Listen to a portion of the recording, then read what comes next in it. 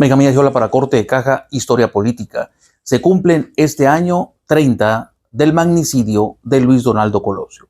Decirle magnicidio es quizás un exceso jurídicamente, porque no era un presidente en funciones, no era un hombre público con nombramiento, pero sí es un magnicidio por la importancia o la trascendencia de quien fue ultimado en Lomas Taurinas un 23 de marzo de 1994. Es decir, consideraciones jurídicas o políticas, fue de tal impacto la trepitación que estuvo el magnicidio precisamente de Colosio Murrieta, el sonorense, que nos lleva a reflexionar aquí, en este momento, en corte de caja historia política, sobre esos magnicidios o asesinatos que se han presentado en la historia política de nuestro país. Quizás debemos empezar con uno muy significativo, tampoco en funciones, pero que regresaba para incorporarse a su patria, que ayudó a libertar a Agustín de Iturbide, fusilado porque en ausencia, el presidente de la República en ese entonces, Anastasio Bustamante, había girado una instrucción: habrá de ser pasado por las armas y regresa a tierra patria el emperador destronado. E Iturbide desconocía este acuerdo presidencial y al desembarcar en Tamaulipas es fusilado en el pueblo de Padilla.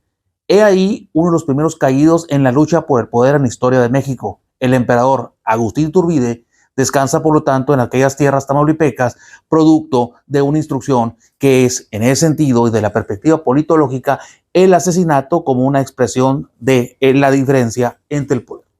En ese sentido, Agustín Iturbide bien puede ser el primero, pero no el último de los caudillos o de los políticos de alto nivel o voltaje caídos en el siglo XIX en México. A punto estuvo en Guadalajara Benito Juárez también de ser pasado por las armas, cuando, escapando de la Ciudad de México tras el plan de Tacubaya, es precisamente ahí cuando estuvo a punto de ser fusilado por un pelotón, y ahí nace, según la leyenda o el mito histórico, la famosa frase de Guillermo Prieto: los valientes no asesinan, interponiéndose ante los fusiles que pretendían fusilar al benemérito de las Américas, y de haber sido así, otra hubiera sido la historia, sin duda, de este país. También tenemos que reconocer que están documentados recientemente que Porfirio Díaz recibió cuando menos un par de atentados a los cuales no se les dio una gran publicidad.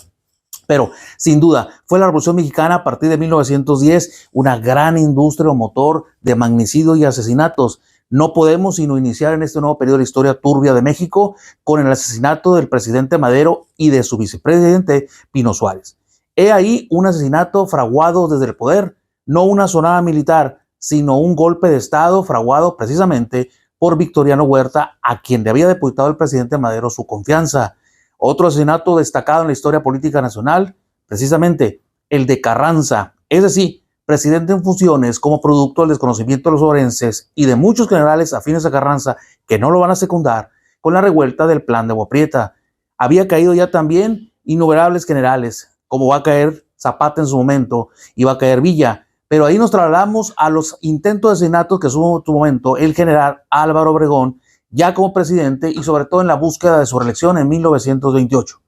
Es, por decirlo así, de obligada reflexión que el presidente Pascual Ortiz Rubio también, el día de su toma de protesta, recibió el impacto de una bala que lo impactó en un lado del mentón. Es decir, el asesinato político siempre ha estado presente, desafortunadamente, en la historia política de nuestro país. Podemos transitar sobre leyendas, sobre intentos, hasta la última documentada, que es el intento de asesinato en un boicot frustrado, por supuesto, por los órganos de inteligencia del Estado mexicano contra Díaz Ordaz. Recuperar esta memoria histórica sobre los magnicidios de nuestro país nos permite entender que el que sucedió en Lomas Taurinas hace 30 años forma parte de una cauda o de una cola de asesinatos políticos, pero muy especial porque trata de un paisano, de un sonorense muy reconocido, con espíritu de cambio, y que se frustró por esas balas asesinas que han generado una nueva polémica. Donaldo Colosio, a 30 años de la perspectiva de la historia de los magnicidios.